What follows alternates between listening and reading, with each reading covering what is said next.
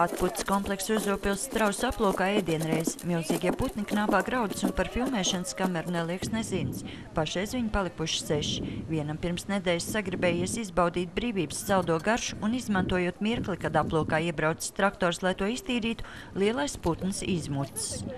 Sākumā jau man te bija brigāde, kādi 5-6 vīrieši, kas mēģināja kaut ko viņam darīt. Viņš, protams, pārlec visiem pāri savām garām kājām un bija prom. Tad vēl skrēja pakaļ līdz kaimiņu mājām, tad tur kaimiņos viņš pa dārzu bija skrējis cauri un tā kā uznāca tumsa. Viņš jau skrien ļoti ātri, tā kā mēs neviens pakaļ viņam netiekam. Tad metām mieru un nākošā dienā sākām staigāt apkārt un pārmeklēt, bet nu nav ne ziņas, ne miņas.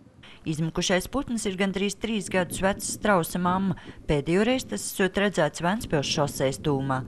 Cerības, ka viņš varētu atnākt atpakaļ, nav nekādas. Vienīgi tas, ja kāds tiešām kaut kur redz apkārtnē, dod ziņu, tad mēs braucam brigādi ārā un mēģinām viņu sagūstīt un atvest.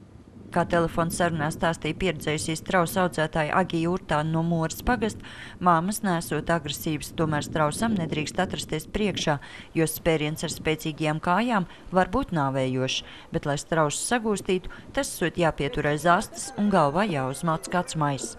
Mūsu klimatiskajos apstākļos strausi varot izdzīvot arī savvaļā, un piemērs tam esot kāds izmucis strauss, kurš jau gandrīz gadu savvaļā mitinoties Allažu pagasta teritorijā.